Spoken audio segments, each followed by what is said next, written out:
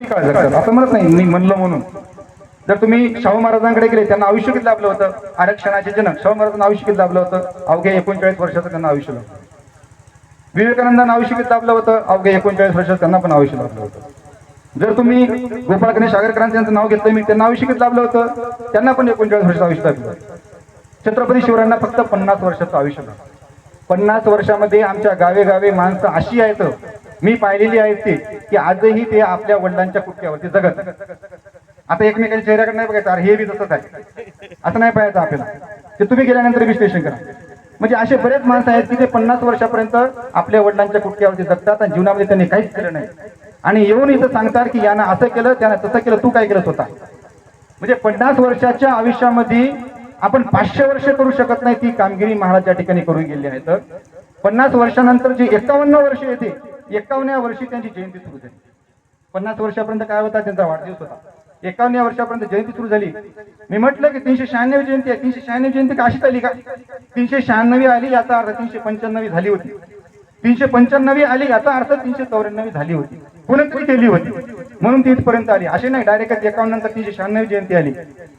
तुमच्या घरचे जे पूर्वज असतात, पूर्वज म्हणजे आपले वारलेले आजोबा असतील, किंवा पूर्वज म्हणजे आपले वारलेले खापर पंजोबा असतील, आपण करतो ना त्याच्या पुण्यतिथी दरवर्षी.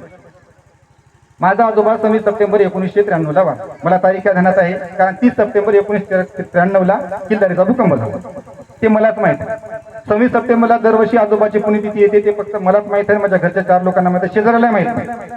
आणि कधी कधी असंही घडते की 26 सप्टेंबरला आजोबाची पुण्यतिथी आहे हे माझ्या आईला माहित नसते, माझ्या वडिलांना माहित नसते, कधी कधी माझ्या बायकोला माहित नसते. म्हणजे आम्ही आमच्या सख्या पूर्वजाला विसरायलो, तर दुसरे जे मोठे जे म्हणजे महापुरुष असतो त्यांना काय ध्यानात ठेवतो? त्यांना आपण किती ध्यानात ठेवणार आहोत? आपण मी सुरुवातीला जे नावं घेतले, आता बरेच जण फार लांबलचक नावं घेतात, मला ते लांबलचक नावं घेता येत नाही. मी जे नावं घेतले त्या नावामध्ये मी नावं घेतले म्हणून तुम्हाला ध्यानात येत असं नाही. बोटावर मोजणे यायचे. छत्रपती शिवाजी महाराज, डॉक्टर बाबासाहेब आंबेडकर आणि राष्ट्रपिता महात्मा गांधी, बस यांचे नावं लोकांना लक्षात आहेत, यांचा कार्यक्रम लक्षात आहे, त्यांनी काय केलं लक्षात आहेत. फक्त बाकीची नावं फक्त इथे येतो आणि घेतो आणि त्यांच्याबद्दल जर बोलायचं सांगितलं की त्यांच्याबद्दल आपण एक ओळी सांगू शकतो.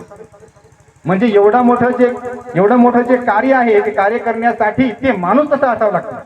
नाही आम्ही या ठिकाणी आलो त्यांचा जयघोष करायलो, मी तुम्हाला सुरुवातीला म्हणलं तुम्ही जयघोष करायला फार चांगली गोष्ट आहे. आम्ही या ठिकाणी आलो त्यांचा जयघोष करायलो म्हणून ते माणूस लीड मध्ये आहे, म्हणून ते माणूस ब्रँड आहे असं नाही. त्या माणसाचं तसं काम होतं म्हणून ते माणूस ब्रँड मध्ये.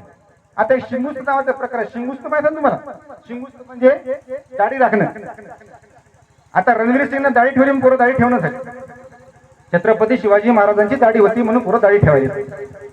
शिवाजी महाराजांच्या कॅरेक्टरच्या बाबतीत त्यांच्या काळामधला म्हणजे शिवाकाशीत नावाचे कॅरेक्टर होतं बघा. शिवाकाशीत माहिती आहे तुम्हाला? नाव ऐकलं असेल. त्यांच्या नावामध्ये शिवा आहे. शिवाकाशीत म्हणजे अगदी छत्रपती शिवरायांसारखा हुबेहूब दिसणारा त्यांचा मावळा. शिवाकाशीत तो म्हटला होता की म्हणतो आपण असं की मी असा जगलो, मी तसा जगलो, माझ्या बाबतीत एक ओळी प्रसिद्ध होईल की शिवाकाशीत असा मेला. असं होते का कधी की असा मेला म्हणून? पण शिवाकाशीच्या बाबतीत असं झालं की तो असा मेला. म्हणजे हे कर्म तो त्या महाराजांच्या नावाने तो घेऊन गेला. म्हणजे आपण जेव्हा शाळेमध्ये शिवचरित्रावरती काहीतरी व्याख्यान असते, भाषण असते मुलांचे आपले, आता कॉन्व्हेंट शाळेमध्ये एक प्रकार चालू आहे बघा की मुलांना छत्रपती शिवरायांच्या वेशामध्ये घेऊन यायचं.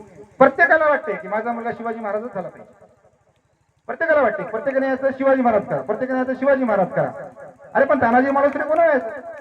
बाजीप्रभू देशपांडे कोण व्हायचं? मुरारबाई देशपांडे कोण व्हायचं? स्वामी निष्ठा होती म्हणून एवढं घडू शकलं. आणि स्वामी निष्ठा होण्यासाठी स्वामी तसा असावा लागते. आपल्या इथं बघा अनुकंपा नावाची पद्धत आली. काय गोष्टी ज्या आहेत ते महाराजांनी सुरू केल्या. अनुकंपा नावाची पद्धत आली. अनुकंपा म्हणजे काय? वडील वारल्यानंतर मुलाला त्याच्या जागेवर कामाला घेणं. हे कोणी सुरू केलं? हे महाराजांनी सुरू केलं. महाराजांनी कसं सुरू केलं? कोंढाणा किल्ला जिंकला सिंहगड. जे कोंढाणा किल्ला जिंकला तो जिंकण्यासाठी ज्यावेळेस तानाजी मालुसरे आपल्या रायबाच्या लग्नाची पत्रिका देण्यासाठी छत्रपती शिवरायांच्या घरी गेले होते, त्यावेळेस शिवाजी महाराजांनी त्यांनी म्हणले की तुम्हाला रायबाचे लग्न लिहावं लागेल. त्यांची ऑलरेडी व्यूहरचना चालू होती की आपल्याला कोंढाणा जिंकण्यासाठी जायचं आहे आणि तानाजी मालुसरे असा एकमेव माणूस आहे की तो हा काम करू शकते. पण जसा तानाजी मालुसरे पत्रिका घेऊन समोर आला त्यांच्या तोंडून शब्दही निघाला नाही. राजमाता जिजाऊ असो की छत्रपती शिवराय असो त्यांच्या तोंडून शब्दही नाही निघाला की तानाजी तुला कोंढाण्याच्या स्वारीवरती जायचं आहे. कसे म्हणतील ते? असं म्हणू शकतात का ते की एका घरी लग्न आहे लाडक्या लेकराचं आणि त्या लेकराचं लग्न सोडून एक राजा असा आहे की त्या माणसाला कोंढाण्याच्या स्वारीवरती पाठवताय? हे जमणार नाही. महाराज काहीच बोलले नाही.